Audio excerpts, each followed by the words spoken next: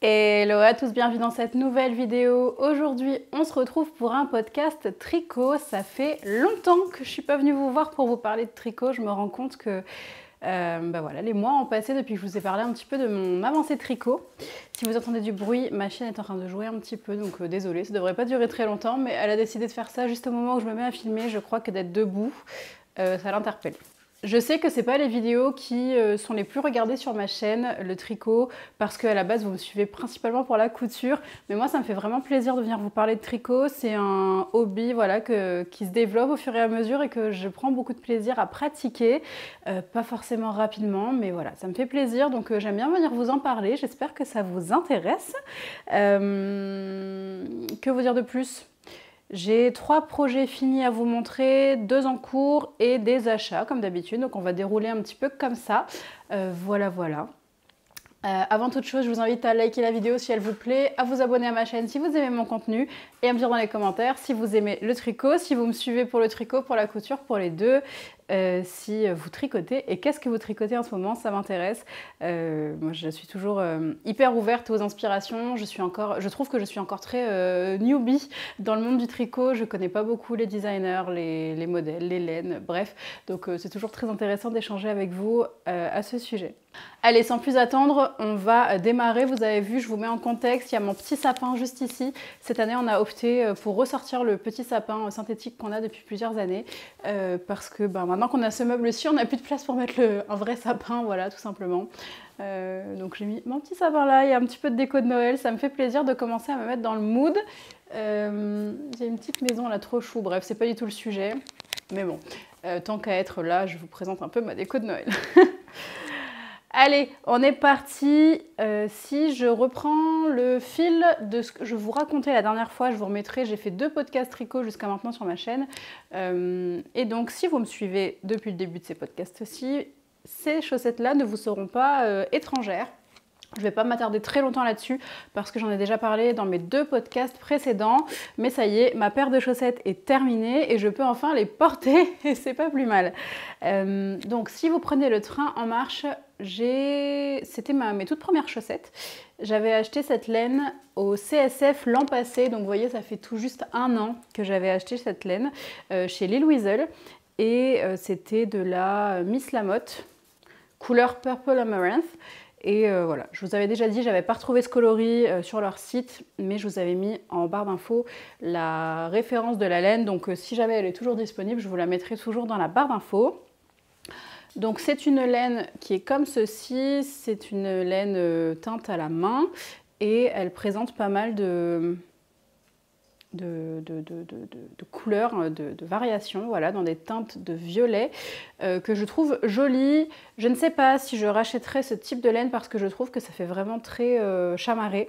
C'est pas spécialement ce que j'aime. En fait, souvent, quand je vois de la laine de teinturier, je suis très tentée parce que je trouve que de regarder les chevaux, c'est vraiment très beau. J'adore les couleurs, j'adore les voir comme ça quand le truc est twisté. Je trouve ça super joli.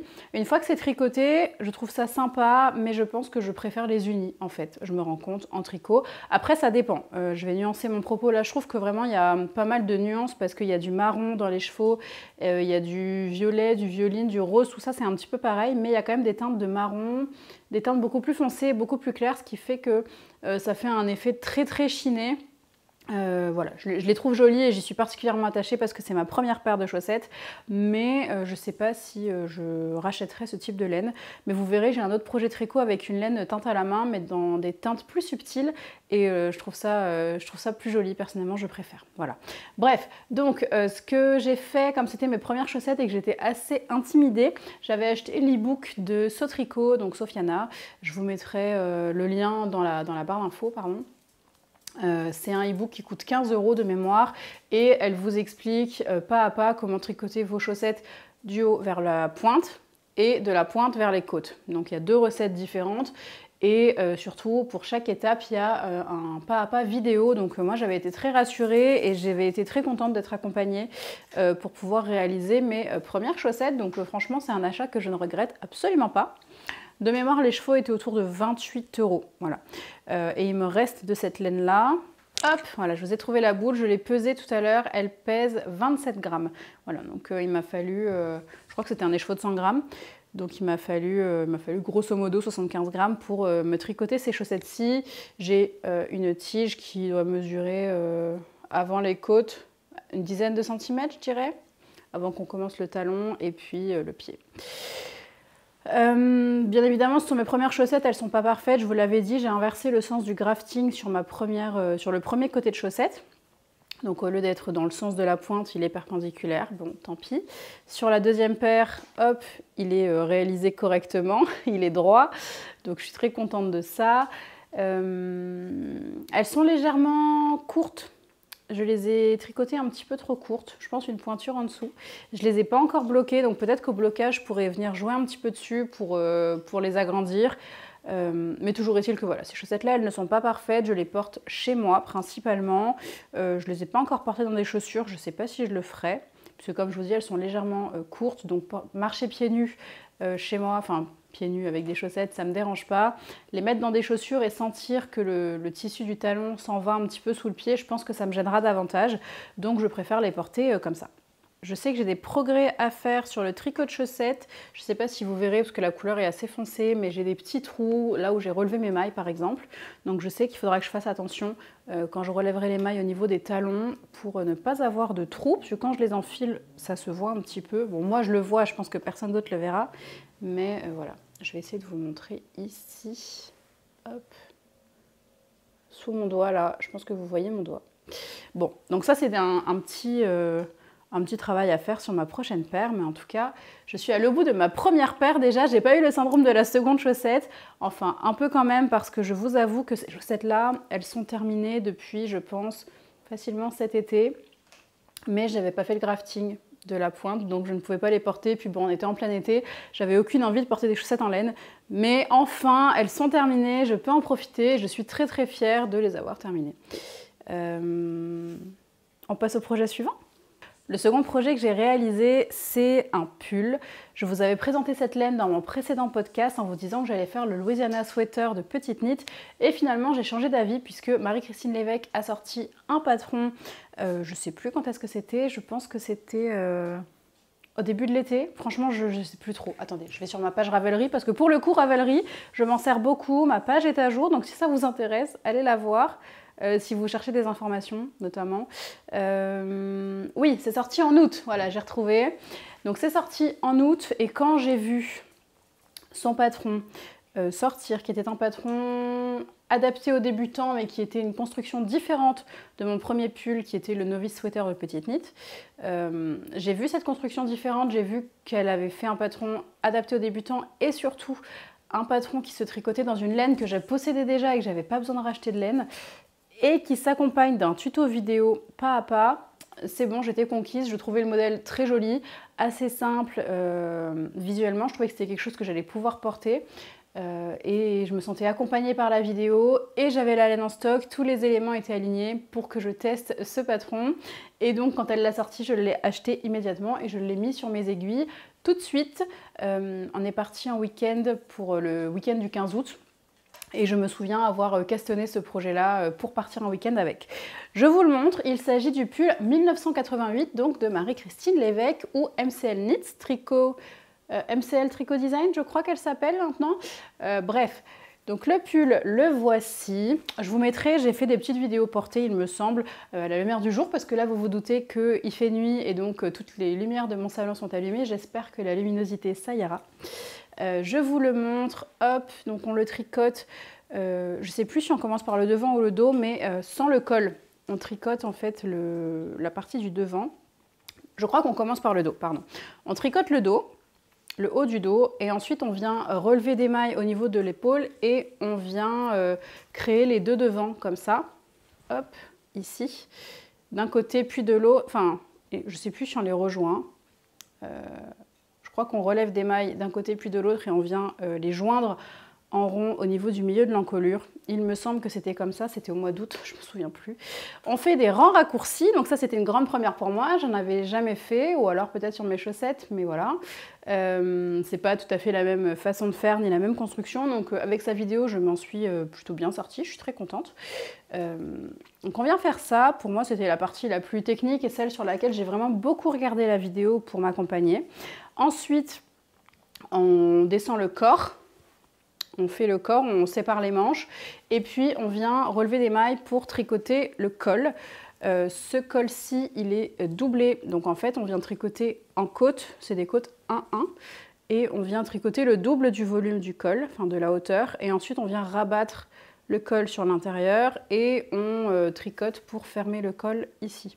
Donc on a une double épaisseur de laine au niveau du col, ce qui fait qu'il est très épais. Et je trouve qu'il est très joli et que ça fait très commerce, vous voyez, ça, on voit vraiment une différence d'épaisseur entre le col et le vêtement, et je trouve ça très joli. Hop. Ensuite, on relève des mailles au niveau de l'emmanchure, ce sont des manches tombantes. Si je vous le place, hop, sur moi, j'ai le micro là, si je vous le place sur moi, vous voyez que les manches, elles vont démarrer au niveau du bras ici. Donc on relève des mailles, on vient tricoter nos manches. On a plusieurs options pour les manches. Soit on fait des diminutions au fur et à mesure de la manche et ça nous fait une manche assez ajustée. Soit il me semble qu'on tricote la manche droite et on vient juste diminuer au niveau du poignet. Moi j'ai choisi l'option où on faisait des diminutions tous les X rangs pour faire une manche fitée. Et on termine par des côtes 1-1 au niveau des poignets de manche. Le bas du vêtement est également fini avec des côtes 1-1 en bas du vêtement. J'ai fait un rabat à l'italienne, à l'aiguille. Donc ça prend un peu de temps. Honnêtement, une fois qu'on a la mécanique dans la tête, ça va un peu tout seul. On sait par où passer l'aiguille. Au début, moi, je regardais beaucoup la vidéo pour le faire dans le bon sens. Mais une fois qu'on a la dynamique en tête, c'est bon, on peut y aller. Et puis voilà, je vous ai parlé de la construction de ce pull. Que vous dire? Personnellement, je le trouve très très chouette. Je le porte, j'ai commencé à le porter là, il y a peut-être un mois, parce qu'avant ça, il faisait beaucoup trop chaud. C'est un pull qui se tricote en, je vais vous dire ça tout de suite, j'ai noté. Il se tricote en 8, en aiguille de 8 mm. Les côtes se font en 6,5. Donc ça va quand même assez vite de tricoter en 8. Donc ça c'était plutôt agréable parce que j'avais tricoté juste avant voilà, mes chaussettes en 2,25. Donc je passais à des aiguilles 8. C'est chouette de voir son projet avancer. Je vous cache pas que des aiguilles 8, je trouve que c'est pas du tout la même dynamique au niveau des doigts que des aiguilles en 4,5 par exemple. Et au début, mon geste n'était pas du tout fluide parce que j'avais l'impression qu'il fallait que je me réadapte au diamètre des aiguilles. Bon, une fois que c'était adapté, c'était parti, mais c'est vrai qu'au début, j'ai trouvé que je tricotais assez lentement.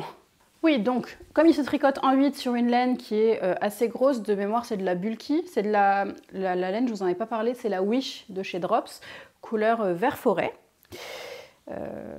J'ai utilisé, de cette laine, j'ai utilisé 10 pelotes et il m'en reste très peu.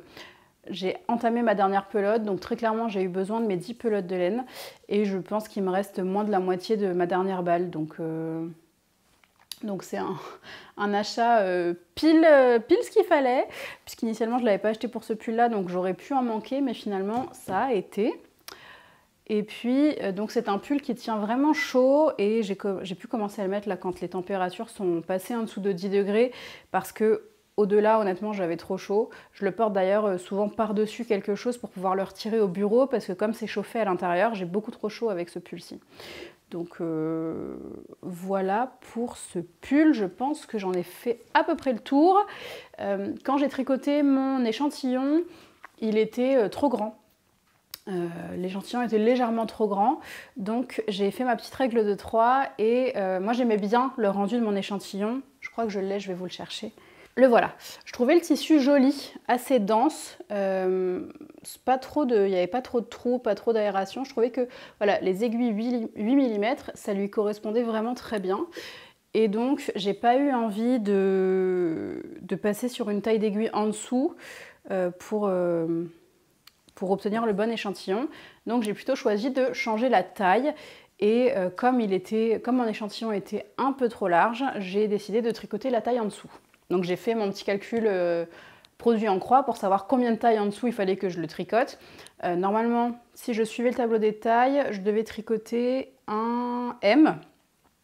Et donc j'ai remesuré et avec mon échantillon, j'en ai déduit qu'il fallait que je tricote une taille S pour obtenir le rendu que je souhaitais, c'est-à-dire que je voulais un pull qui soit assez près du corps, enfin qui soit pas trop ample. Je voulais pas un pull oversize, je voulais un pull à ma taille, qui ait cet effet un peu boxy de par la coupe naturelle du tricot, mais je voulais pas quelque chose d'hyper large, hyper oversize, et franchement j'ai obtenu exactement le rendu que je voulais, donc je suis extrêmement contente.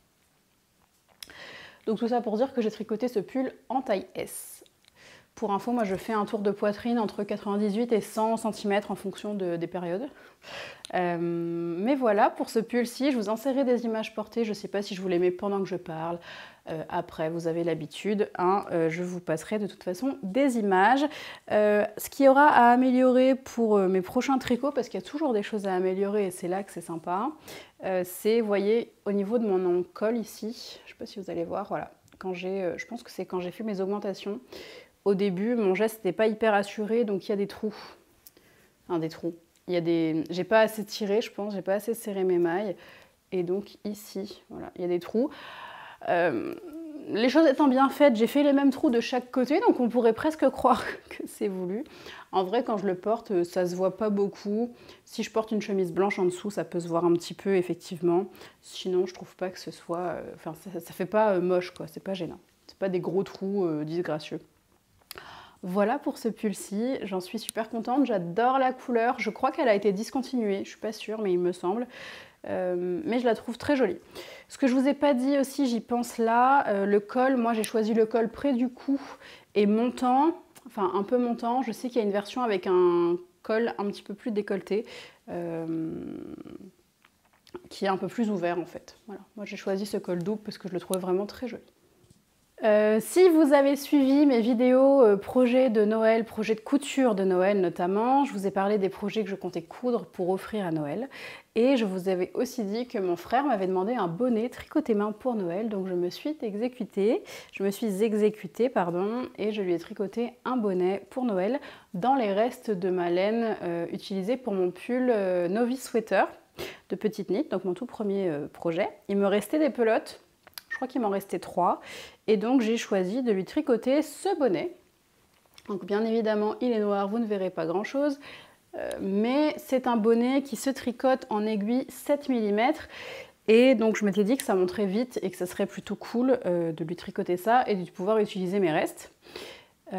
C'est un bonnet que j'ai trouvé, enfin c'est un patron de bonnet pardon, que j'ai trouvé gratuitement sur Drops, le site de Drops tout simplement, et c'est le modèle Urban Beat. Je vous mettrai une petite photo par ici.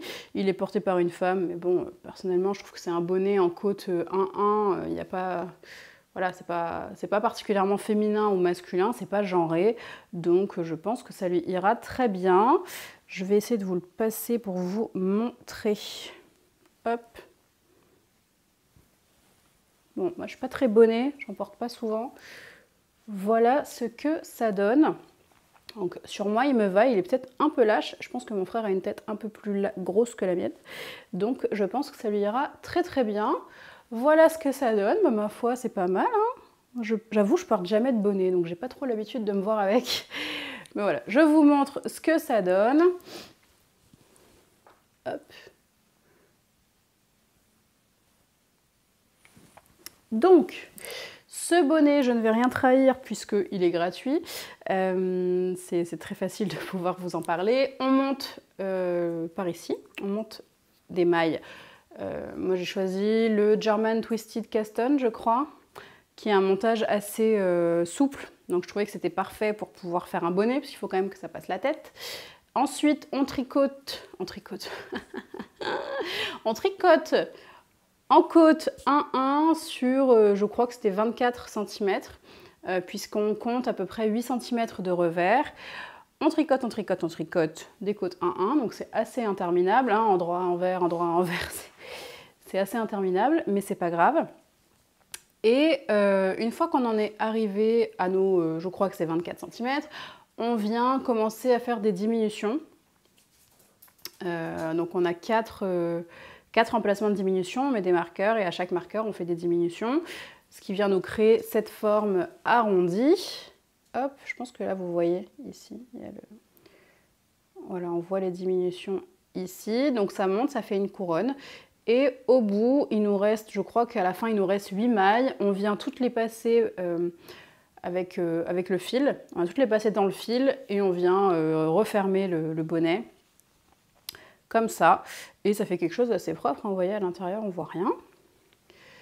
Et voilà, ça se fait assez facilement. En fait, j'étais sur mon pull vert et puis on est parti en vacances pendant 3 semaines. Et mon pull commençait à devenir beaucoup trop gros pour l'emmener en vacances, donc j'ai emmené mes pelotes de laine. Puisque je ne vous l'ai pas dit, c'est du fil de chez Drops toujours, c'est de la Drops Air qui se tricote en double pour faire ce modèle-ci. Donc ça fait quand même un tissu assez épais, assez molletonné, assez doudou. Je trouve ça très chouette, je suis très contente d'avoir utilisé ce fil-là pour faire ce bonnet. Donc je l'ai bloqué et je trouve que ça fait vraiment un tout autre effet de l'avoir bloqué. Il est encore plus beau que quand je venais juste de le tricoter. Et voilà ce petit bonnet-là. Hop, je vous rapproche, vous voyez bien les côtes. Voilà pour ce bonnet. Donc je l'ai tricoté, c'est une taille unique, hein. Il n'y avait pas plusieurs tailles proposées de mémoire par le patron. On va coiffer. Donc il se tricote en aiguille 7 mm. J'ai utilisé 2 pelotes. Donc ouais, 2 pelotes tricotées ensemble, ça a suffi. Je crois même que je ne les ai pas complètement terminées, mais bon là j'arrive vraiment au bout du bout. Est-ce que j'ai les dates? En combien de temps j'ai tricoté ça? Je ne sais plus. Non, je ne crois pas l'avoir noté, mais en fait je l'ai emmené en vacances, j'ai pas eu le temps de beaucoup le tricoter. J'ai tricoté un peu dans l'avion et je l'ai terminé en rentrant de vacances. Voilà, ça se tricote assez vite, hein. Franchement, ça c'est un petit projet et je pense que je le referai à l'occasion parce que c'est plutôt sympa. Voilà, on en a fini pour la partie des projets terminés. Maintenant, je vais vous parler de mes encours. J'en ai 2. Le premier, où est-ce qu'il est? Là. Le premier, c'est à nouveau un patron de Marie-Christine Lévesque. Au début de, je crois que c'était au début septembre, quelque chose comme ça, elle a sorti un nouveau livre qui s'appelle Garde-robe avec plusieurs patrons que je trouvais jolis. Je vous en avais parlé d'ailleurs dans mon précédent podcast, elle avait montré le patron du cardigan, je crois qu'il s'appelle Cocktail, que je trouvais très sympa. Et elle a aussi sorti le patron Escale. Et là, moi, je suis tombée amoureuse, j'adore. Je vais vous mettre une petite image ici de la version de Marie-Christine.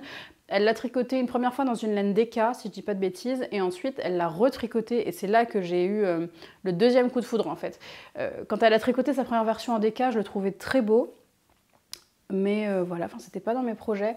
Et ensuite, j'ai vu sa version en fil. Il y avait un fil de fingering et un fil de lace, dentelle, de mohair. Et elle les a tricotés ensemble et elle l'a tricoté en marinière. Et quand j'ai vu ça, j'ai trouvé ça magnifique. Je trouvais que le drapé du tissu tricoté tombait super bien. Ça faisait vraiment quelque chose d'hyper élégant. Comparé à la première version qui faisait un petit peu plus sport peut-être parce qu'il n'y avait pas ce mohair incorporé. Et vraiment, là, je suis tombée amoureuse et elle a sorti les patrons en PDF une fois qu'elle avait publié son livre. Elle a proposé l'option d'achat à l'unité et donc c'est là que j'ai acheté ce patron-ci. Donc c'est le patron Escale et elle a aussi sorti, pareil, un tuto vidéo sur sa chaîne YouTube. Moi, j'avoue que je suis très preneuse de ce type de patron accompagné de vidéos parce que je me sens pas encore hyper à l'aise pour de nouvelles techniques. Une fois que j'ai compris quelque chose, il n'y a pas de souci, faire des côtes, bon ben voilà, je sais faire des côtes, faire des augmentations, machin, etc. Enfin bref, au fur et à mesure de chaque projet, j'apprends de nouvelles choses, mais c'est vrai que c'est toujours rassurant d'avoir un support vidéo. Et en fait, je me suis dit que ce projet-là, il allait m'aider à m'amener vers des nouvelles compétences, tout en étant accompagnée au besoin. Donc en fait, ce que je fais, je tricote le patron en suivant le déroulé papier. Et si j'ai un doute, je vais regarder la vidéo. Je ne fais pas le process inverse que j'ai fait jusqu'à maintenant où je regardais la vidéo et je regardais ensuite le papier pour savoir combien de fois il fallait que je répète. Là, je regarde mon patron écrit et au besoin, je vais voir la vidéo. C'est vraiment un support et ça me rassure beaucoup d'avoir ce type de produits accessibles. Alors, je vais vous montrer mon encours. Il y a mes pelotes juste à côté, que je ne perde pas tout. Je vais enlever mon petit cœur là. Je ne sais pas si vous utilisez ça. Moi, j'utilise ça comme stop. Je le mets sur mes aiguilles là, comme ça. Et hop, comme ça empêche les mailles de bouger. Je sais qu'il y a des petites tulipes qui se plantent au bout, mais moi, j'aime bien ce petit système de cœur. C'est Adi qui fait ça. Bon, c'est pas le sujet. Hop, alors, je vais vous montrer où j'en suis en essayant de ne pas perdre mes mailles. Voilà, j'en suis là. Donc, là, vous êtes sur l'endroit du projet. Donc, on commence par tricoter le petit col qui se rabat, là, le petit col marin, je crois qu'on dit. Hop, voilà, une fois qu'il est porté, il est posé comme ça. Donc là, on tricote des côtes, tout simplement. Donc là, rien de nouveau. J'ai fait mes petites côtes. J'ai fait un montage long tail cast-on, ce qu'elle recommande dans son patron. Et ensuite, on vient faire un rang, je ne sais pas si c'est un rang de montage, un rang de transition, pour pouvoir mettre en place tout ce qui est nos marqueurs, etc. et que ça fasse une séparation naturelle en fait avec le col, puisque vous voyez, il se replie tout seul en fait, hein, il se replie vraiment bien, il se place très bien, c'est très agréable. Je pense qu'une fois porté, ça sera encore mieux. Et ensuite, on vient créer donc, les petits rebords ici qui vont être sur le devant de l'ouvrage. Hein. Une fois que j'aurai terminé mes augmentations, je vais venir tricoter mes deux bandes l'une sur l'autre. Comment vous montrer? Hop, pour que ça se referme comme ça au niveau de l'encolure. Vous voyez, ça va venir se superposer comme ça. Donc pour l'instant, j'y suis pas encore. Il me reste quelques rangs avant de joindre les deux morceaux ensemble. Donc pour l'instant, ça se tricote en aller-retour. Donc on vient créer ici une bande, une bordure. Puis on tricote, on fait des augmentations. Ça va venir créer ici le haut de la séparation des manches. Ça nous fait en fait l'épaule ici. Hop, cette bande ici que vous voyez, ça va être sur l'épaule. On tricote le dos. On fait des augmentations, l'épaule, et on arrive de nouveau sur les devants. Donc on fait ça sur une certaine répétition de rang. Puis une fois qu'on a terminé tout ça, on vient ici créer le volume de la manche. Donc une fois qu'on a fini l'épaule, vous voyez qu'on a un volume de manche qui se crée. Donc pareil, ça se fait par un jeu d'augmentation. Et donc j'en suis dans ce jeu d'augmentation pour pouvoir arriver au bas de mon devant. Donc j'en suis là. J'avance bien, il me reste 6 rangs normalement avant de pouvoir venir joindre les deux morceaux ensemble et ensuite ça se tricote en rond. Donc ce sera plus rapide puisqu'il n'y aura plus de rang en vert qui peut un petit peu retarder dans le tricot, bien qu'on ne soit pas là pour faire une course. Donc voilà où j'en suis. Mes aiguilles, je tricote en 4,5 et les côtes, je crois qu'elles se font en 3,5. C'est ce qui est recommandé par le patron. J'ai fait mon échantillon et pareil, je dois l'avoir par ici. Hop, donc voici mon petit échantillon. Et là, à l'inverse, mon échantillon devait faire 10 cm et je crois qu'il faisait quelque chose comme 9,8 ou 9,9. Donc, comme la taille que je devais faire, normalement, il me semble que c'était une taille M. Et je trouvais que l'aisance qui était recommandée, je crois qu'elle disait de mémoire entre 3 et 10 cm, quelque chose comme ça. Et moi, je crois que j'étais au minimum à 3 cm. Et je me suis dit que j'avais pas envie que ce soit trop ajusté pour le coup. Je crois que c'est entre 3 et 8, pardon. Ça doit être entre 3 et 8 cm. Et moi, j'avais vraiment pas envie d'être trop serré au niveau de la poitrine, d'avoir le tissu trop contre la peau, etc. Donc, j'ai décidé de faire une taille au-dessus. Donc, je tricote une taille L. Le seul souci avec ça, c'est que quand j'ai acheté ma laine, j'ai acheté une quantité pour une taille M et non pas pour une taille L. Donc, en refaisant mes calculs, normalement, il me faudra une pelote de plus de chaque laine. Donc ce que je me dis, c'est que je vais tricoter, je vais avancer et je verrai au fur et à mesure si oui ou non je vais avoir besoin d'une pelote de plus et auquel cas je passerai une commande. Je vais vous parler de ma laine tout de suite puisque je ne l'ai pas fait. Donc là, je me suis fait un petit plaisir. Jusqu'à maintenant, j'avais acheté que de la drops, sauf pour ma laine à chaussettes.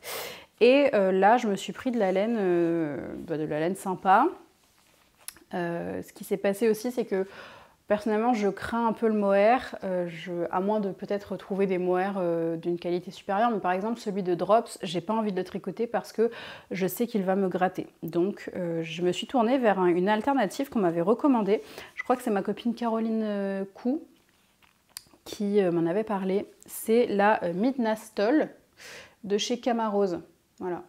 Et en fait, cette laine-ci, elle imite un peu le mohair, mais elle n'en contient pas. Elle est composée à 54% de bébé alpaga, 36% de tencel et 10% de mérino. Et en fait, c'est super doux. C'est vraiment, là pour le coup, c'est une douceur le truc. C'est vraiment très très doux. Et voilà, donc c'est de la lace, ça remplace tout simplement le mohair. Et donc je me suis tournée vers cette option-ci, histoire de pas tenter le diable avec du mohair, parce qu'en plus c'est un projet qui se porte un peu comme un t-shirt, c'est pas vraiment un pull, donc je pense que je l'aurais à même la peau et j'avais peur de ne pas pouvoir tolérer le mohair et ça aurait été vraiment dommage. Et pour aller avec cette laine-ci, j'ai pris de la Sunday de chez Soundness Garn. Donc c'est cette laine-ci qui est une laine fingering, qui est en collab avec Petite Knit d'ailleurs, et c'est la couleur 12-10 de mémoire, c'est Whipped Cream, c'est chantilly. C'est un blanc légèrement cassé. Il n'est pas blanc optique, il est blanc un peu cassé. Je trouvais ça sympa au teint. Et la laine de chez Camarose, je l'ai prise en couleur lisse beige. C'est la 95-06. Voilà, donc un fil de fingering et un fil de lace tricotés ensemble. Donc vous voyez que c'est pas tout à fait les mêmes couleurs. Et j'adore le rendu du produit tricoté. On voit vraiment le côté blanc cassé et ça crée un espèce de chiné avec la Midnight Stole qui est un peu Midnight Stole qui est un peu plus beige. C'est poilu, c'est doux. Franchement, je suis très très contente de mon choix de matière. J'essaie de vous montrer les contrastes. Voilà.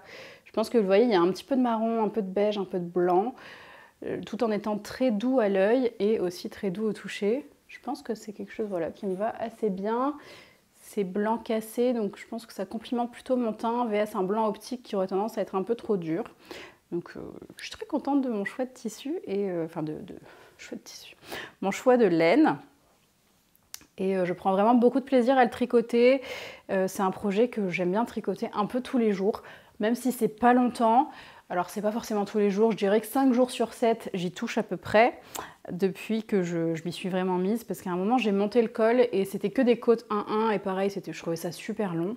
Mais une fois que je suis arrivée au niveau des augmentations et tout, je me voyais super bien avancer et j'ai trop envie de le tricoter. Donc, comment dire, pour faire les augmentations, il y a une succession de 2 rangs. Enfin, il y a 2 types de rangs qu'on répète sur un certain nombre de répétitions. Et à chaque fois, j'essaie de faire au moins un aller-retour pour avancer. Et ça me fait super plaisir de le voir voilà, grimper comme ça. Donc je suis très contente de mon choix de laine. J'adore. Et je suis hyper emballée par ce projet. C'est vrai que c'est des laines beaucoup plus chères du coup que ce que j'ai l'habitude d'acheter, parce que je crois que c'est à peu près le double du budget que je mets par exemple mon pull vert. J'avais fait le calcul, patron plus laine, ça m'est revenu à autour de 47 €. Là on est sur, je crois, j'ai pris je crois 6 pelotes de celle-ci et 5 de celle-là. Je crois qu'on est autour de 75 € de laine, sachant qu'il va falloir sûrement que je recommande une pelote de chaque. Donc je pense qu'on sera plutôt autour des 85-90 € de laine. Et le prix du patron, je crois que c'était autour de 6,50 €. Je suis pas sûre, mais je crois que c'est 6,50 €. Voilà, donc ça fait un projet plus cher. Je me dis aussi que c'est des projets qui se tricotent en aiguilles plus petites, donc qui prennent un peu plus de temps à monter, et que de temps en temps, je peux me faire ce plaisir. Surtout qu'on m'avait donné de l'argent en fait pour mon anniversaire au mois de septembre, et j'ai acheté ces pelotes-là avec, donc j'ai un peu l'impression que c'est le cadeau d'anniversaire qu'on m'a fait et que je me tricote, et donc je trouve ça chouette aussi d'avoir pu prendre ce type de produit-là. Que je trouve vraiment très chouette. Et puis de toute façon, si je veux faire des projets style mohair, j'aurai pas trop le choix que de me tourner vers ce type de produit-ci. On m'a aussi parlé de la laine Suri pour remplacer le mohair, donc j'ai pas encore testé. Mais en tout cas, pour l'instant, celle-ci, j'en suis très contente.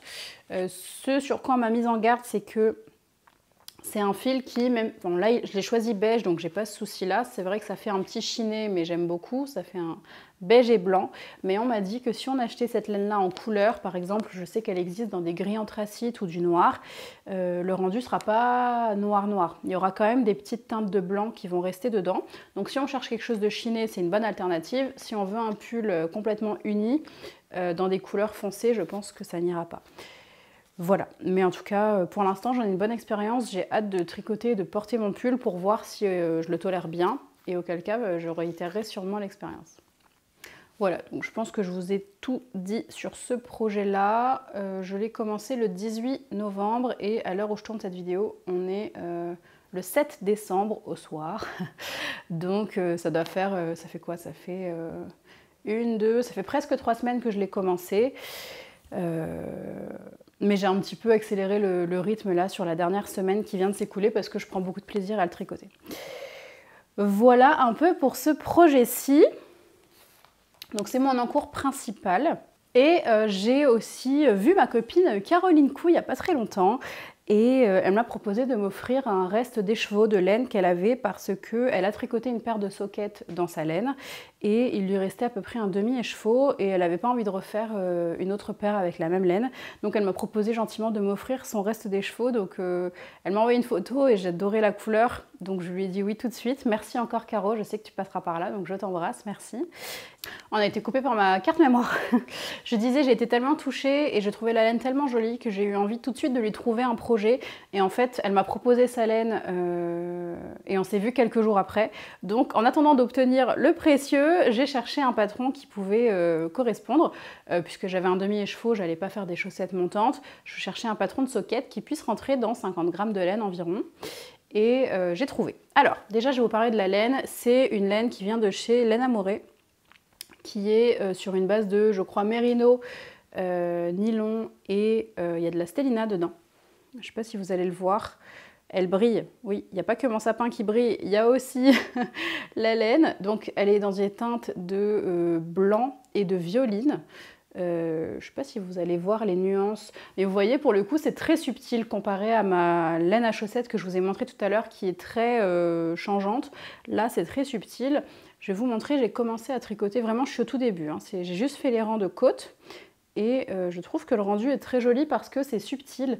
Il y a le côté brillant de la stellina, il y a du violine, il y a du blanc cassé, mais ça fait pas quelque chose de très disparate, ça fait juste un petit effet chiné. Et je trouve ça très joli, donc je suis très contente. Et je pense que je me tournerai davantage vers ce type de laine-là, si je veux des laines teintes à la main, mais qui ne soient pas trop multicolores. Donc, voilà pour la laine. Donc j'ai commencé, j'ai tricoté les côtes. Là, il va falloir que je sépare tout de suite les mailles pour pouvoir tricoter le talon, puisqu'il s'agit de socket. Pour le patron, je vais vous montrer, j'ai choisi ce patron-là. Alors j'ai imprimé... Il y a 3 pages d'instructions, voilà. Donc c'est un patron avec une petite texture sur le dessus du pied, et le dessous du pied est classique. Et j'aimais bien la texture du dessus du pied, je trouvais ça subtil. Je trouvais que ça mettrait la laine en valeur, mais qu'il y aurait un petit motif sans que ce soit de la dentelle ou des choses qui fassent trop peur, on va dire. Pour mon niveau, ça me permet de tester un petit peu des textures sans être trop perdue. Je trouvais que c'était assez adapté à mon niveau. Voilà. Et j'avais envie de tester un talon à gousset renforcé, il me semble que ça s'appelle comme ça, comparé au talon que j'avais monté simple sur ma précédente paire. J'avais envie de passer un cap, d'apprendre de nouvelles choses, mais de ne pas me tourner vers quelque chose qui allait trop me dérouter, sachant qu'en plus le patron est en anglais. Alors, personnellement, je parle anglais couramment, aucun problème. Par contre, tout ce qui est tricot, j'y connais pas grand-chose en anglais. Mais en fait, il y a un glossaire là avec toutes les explications, des annotations. Et une fois qu'elles sont traduites, ça va, j'ai compris. Donc ST, c'est stitch, c'est une maille. Le K, c'est knit, c'est une maille en droit. P, c'est purl, c'est une maille envers. Et voilà, donc tout est expliqué comme ça. K de tog, ça veut dire knit to together et ça veut dire de tricoter 2 ensemble. Donc une fois que j'ai eu ce petit lexique ici, je m'en suis très bien sortie, mais sachez que si vous débutez, si vous n'aimez pas l'anglais, si vous ne parlez pas anglais, vous pouvez aussi traduire vos patrons sur Google et puis chercher juste la traduction des annotations. Il y a plein de blogs là-dessus, il me semble. Donc voilà. La créatrice, c'est Knit On Design. C'est écrit juste ici. La personne est britannique, je crois. Elle s'appelle Deb Buckingham. Et le patron, c'est But First Coffee. Hop, c'est écrit juste ici. Voilà, avec le design. J'ai trouvé ce patron complètement par hasard. Je cherchais des patrons de chaussettes et je crois que c'est arrivé dans mes trucs sponsorisés. Je ne sais plus si c'était sur Instagram ou sur Google. J'ai vu le modèle, ça m'a beaucoup plu, j'ai regardé ce que faisait la designeuse et finalement j'ai quand même acheté le premier patron sur lequel j'étais tombée parce que je trouvais qu'il collait parfaitement à ce que je recherchais. Il se tricote en aiguille 2,25 et c'est ce que j'ai moi comme aiguille à chaussettes. J'ai pas des 2,5. Après ça change pas grand chose, je pense. C'est surtout le tissu le tissu que ça crée qui est un peu plus serré et moi j'aime bien, je trouve que ça fait un tissu un peu plus compact, j'aime beaucoup le rendu. Donc c'est un patron qui est prévu pour des 2,25. Moi je les tricote sur des mini circulaires, hop, je vous en ai déjà parlé, vous voyez, mon câble il fait ça, il fait littéralement le tour de la chaussette. Je les tricote en mini circulaire de chez Xiaogu il me semble, mais j'ai aussi des circulaires de 60 cm pour pouvoir faire du magic loop. De chez Adi, notamment pour la pointe de la chaussette, parce que je trouve qu'en mini circulaire, une fois qu'on a fait toutes nos diminutions, c'est vraiment un enfer de passer les mailles, donc les mini circulaires et puis les aiguilles plus classiques pour faire les pointes et éventuellement les points texturés si je vois que ça me gêne d'être sur des mini circulaires. Donc voilà pour mon matériel. Écoutez, j'ai pas grand chose à vous dire pour l'instant sur ce patron parce que j'en suis vraiment au tout début. Mais en tout cas, les instructions sont assez claires. Je les ai lues en amont de tricoter et je trouve ça assez clair pour l'instant, assez limpide. Donc à suivre au prochain épisode. Ce que j'ai oublié de vous dire, c'est que j'ai noté combien de grammage j'avais, mais environ, je crois que c'est 50 ou 52 grammes ou 48, bref. J'ai donc cette quantité-là. Je compte faire mes 2 sockets dedans. Si j'arrive au bout de ma première chaussette, avant de faire la pointe, et que je vois que mon volume de laine est trop faible pour pouvoir aller jusqu'au bout, il me reste 25 grammes, 27 grammes de ma première laine, de ma première paire de chaussettes. Je trouve que les teintes vont très bien ensemble, c'est un petit violine et des violets. Donc je pèserai la laine avant de commencer la pointe et si jamais je vois que j'en ai pas assez, je ferai la pointe en violet. Je pense que ça ira très bien et ça permettra d'utiliser les restes. Si j'arrive à tout faire là-dedans, je ferai tout là-dedans, je pense. Sauf si j'ai envie de rajouter du contrastant au bout, on verra. Mais c'est pour ça que pour l'instant, ma petite boule de 25 grammes, là, elle reste bien dans le même sac que celle-ci. Voilà pour mes projets en cours. Hello, c'est la Marine du montage. Je me rends compte que cette vidéo va vraiment être longue, donc je préfère la couper ici avec mes projets en cours et mes projets terminés et je vous posterai très prochainement la dernière partie de cette vidéo qui est une partie sur mes achats et mes projets à venir en tricot. Voilà, j'espère que cette vidéo vous a plu, n'hésitez pas à vous abonner, à la liker et je vous dis à très vite pour la prochaine vidéo. Ciao ciao.